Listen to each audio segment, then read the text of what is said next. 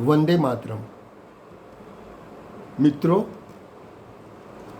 आमिर खान को एक से ज़्यादा हिंदू लड़कियों से शादी करने का अधिकार कैसे मिला? बात 2-4 दिन पुरानी अवश्य हो गई है, लेकिन इस वीडियो को अवश्य देखें। और सवाल ये है कि क्या भारत में एक मुस्लिम पुरुष को एक से ज़्यादा हिंदू लड़कियों से शादी करने का अधिकार है? आप इस समस्या को सिर्फ कानूनी दृष्टिकोण से मत देखिए, इसे सामाजिक और नैतिक दृष्टिकोण से भी अवश्य देखिए। लेकिन इसके पहले कि मैं और आगे बढ़ूं, कृपया इस चैनल को सब्सक्राइब करें, देखने के बाद शेयर अवश्य करें, लाइक करें, ताकि मैं और ज्वलंत समस्याओं को आपके समक्ष रख सकूं। यह समस्या आमिर खान की नहीं है, जैसे मैंने कहा, यह समस्या है सामाजिक और नैतिक। क्या पैसे और प्रसिद्धि के बल पर क्रूरता अलाउड है? या यूँ कहें कि कहीं पैसे और प्रसिद्धि के बल पर क्रूरता तो नहीं? क्या किसी ने रीना दत्ता या किरण राव से उनके दिल की बात जानने की कोशिश की? भारत के लिए यह बड़ी अनकॉमन सी बात नहीं है क्या कि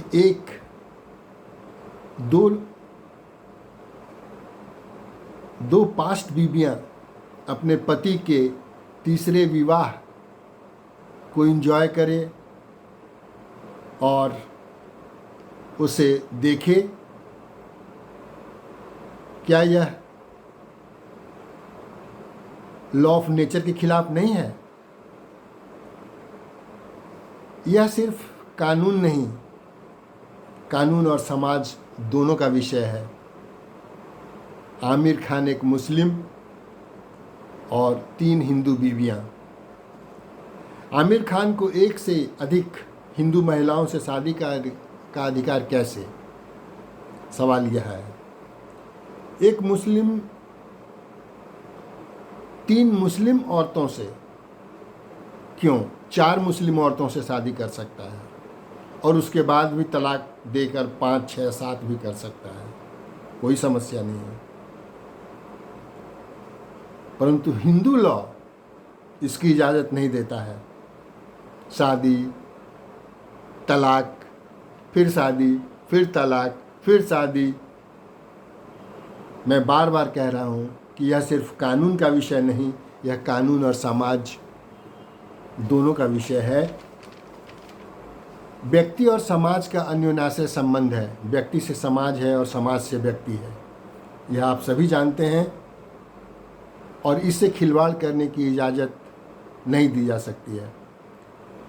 कल्पना कीजिए कि यह घटना भारत के किसी गांव में अगर घटती तो इसके परिणाम क्या हो सकते थे?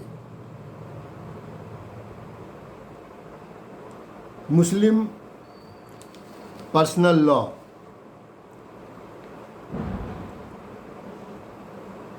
सबसे पहले मैं यह बता दूं, हिंदू विवाह अधिनियम 1955 के अनुसार कोई भी हिंदू पुरुष या महिला अपने पहले जीवन साथी के जीवित रहते हुए दूसरी शादी नहीं कर सकता।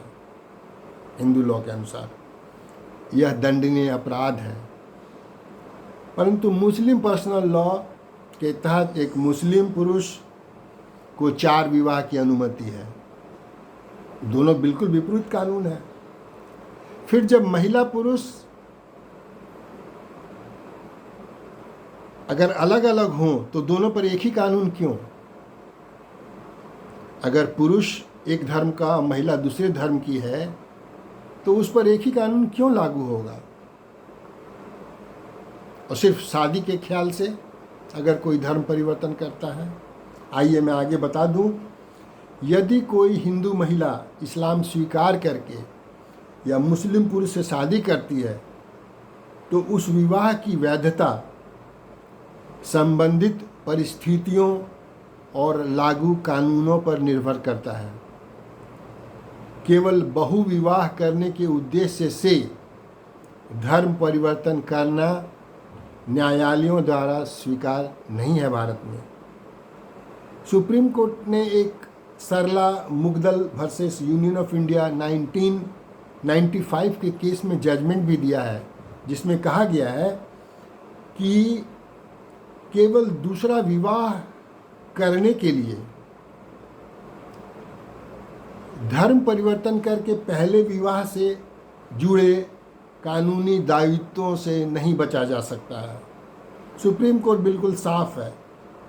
यदि हिंदू महिला अपनी स्वतंत्र इच्छा से इस्लाम स्वीकार कर ले और फिर मुस्लिम व्यक्तिगत कानून के अनुसार विवाह करे, तो स्थिति अलग है।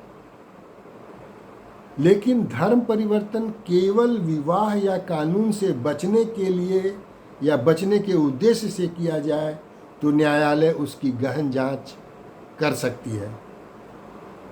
इसीलिए मैं बार बार कहता हूं कि सवाल सिर्फ कानूनी नहीं, बल्कि सामाजिक और नैतिक प्रश्न भी है इसमें। मित्रों, यदि कोई सार्वजनिक हस्ती, चाहे वह अभिनेता हो, खिलाड़ी हो, उद्योगपति हो या राजनेता, बार बार विवाह, तलाक या रिश्तों को लेकर चर्चा में रहता है, तो समाज में यह सवाल उठना स्वाभाविक है कि क्या प्रसिद्ध व्यक्तियों की कुछ अतिरिक्त सामाजिक जिम्मेदारियां नहीं हैं? सार्वजनिक हस्तियां रोल मॉडल होती हैं और उनके निजी निर्णय सिर्फ निजी निर्णय नहीं होते, वे उस काल के, उस समय के, खास करके युवा पीढ़ी को बहुत प्रभावित करते हैं। इसीलिए उनसे अधिक जिम्मेदार व्यवहार की अपेक्षा की जाती है। दूसरा महत्वपूर्ण प्रश्न यह है कि कहीं पैसे के बल पर क्रूरता तो नहीं? क्या रीना दत्ता या किरण राव से उनके मन की बात जानने की किसी ने कोशिश की? किसी ने उनसे पूछी? किसी ने जानने का यह प्रयास किया? क्या यह एक महत्वपूर्ण नैतिक प्रश्न नहीं है? यदि किसी रिश्ते में एक पक्ष आर्थिक, सामाजिक और प्रसिद्धि की दृष्टि से बहुत शक्तिशाली हो,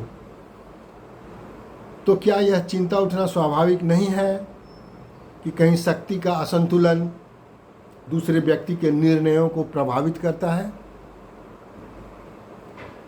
या प्रभावित करेगा? या क्या यह संभव नहीं है कि रीना दत्ता या किरण राव के निजी अनुभव सार्वजनिक हुए ही ना हुए हों, पूरी तरह से सामने ना आए हों? हमारे पास ऐसा कोई सार्वजनिक या विश्वसनीय प्रमाण नहीं है जिससे यह कहा जा सके कि उनके साथ क्रूरता हुई।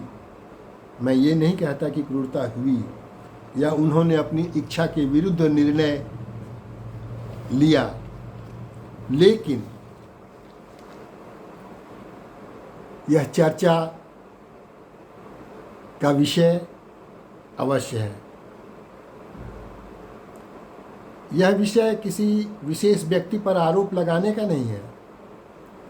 यह सामाजिक न्याय और रिश्तों में शक्ति संतुलन का विषय है। यदि किसी मामले में दबाव, हिंसा, धोखा या शोषण के प्रमाण हों, तो उसे गंभीरता से देखा जाना चाहिए। आप अपने विचार अवश्य साझा करें और इस वीडियो को शेयर करें और इस चैनल को अवश्य सब्सक्राइब करें, ये मेरी अपेक्षा है। हाँ, कमेंट्स करना न भूलें, अवश्य अपनी राय दें Thank you very much for watching the video. Thank you very much.